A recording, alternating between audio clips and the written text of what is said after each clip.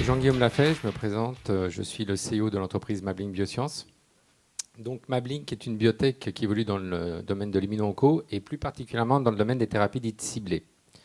L'activité de Mablink est le développement de candidats médicaments de type conjugué anticorps agents cytotoxiques. Ces médicaments ont la capacité de cibler, de tuer spécifiquement les cellules cancéreuses sans toucher les tissus sains.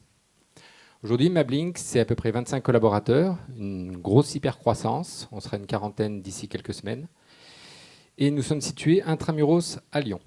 Si je devais résumer Mablink en 3 bullet points, je dirais une technologie disruptive, une structuration hors norme et une politique RH sans équivalent.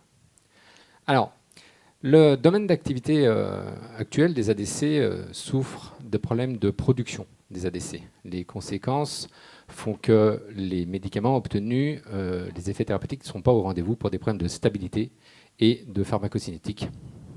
Mais ça, c'était avant.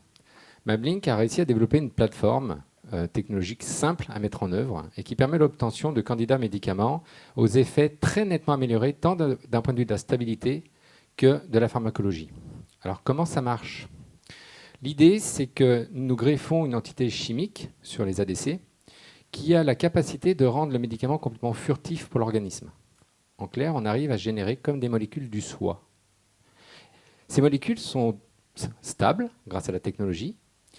Et grâce à cette capacité à être détectées comme des molécules du soi, la pharmacocinétique est beaucoup plus longue et les effets thérapeutiques sont beaucoup plus grands. La stabilité apportée par la technologie permet de réduire les effets secondaires, permet de réduire la toxicité.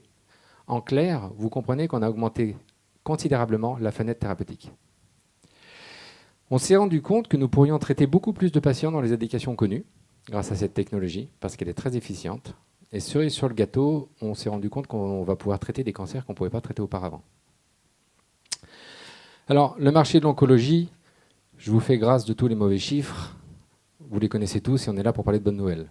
Donc, si ce soir je devais citer un chiffre, je pense que tout le monde l'a en tête, j'en citerai qu'un. 43. 43 milliards de dollars, c'est la transaction historique qui a eu 72 heures du rachat de Seagen par Pfizer. Pourquoi je parle de Seagen ? Parce que Mablink marche dans les pas de cette société, donc leader mondial des ADC, marche dans ses pas en termes de stratégie et en termes de financement. Quand j'ai décidé de créer Mablink fin 2018, début 2019, on est parti avec cette vision de créer tout de suite un pipeline. Et on est parti avec 1,5 million la première année, 4 millions la deuxième année, 31 millions l'année dernière. Et puis là, je suis en train de voir pour essayer de closer un nouveau tour de financement pour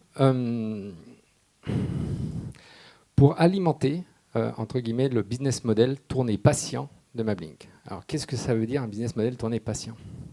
L'idée pour nous, c'est de créer un pipeline d'ADC avec notre lead candidate qui est quand même à la veille de la clinique dans le cancer de l'ovaire, en première indication, et nous allons pouvoir traiter avec ce Smart Product 3 autres indications, colorectal, poumon, triple négatif.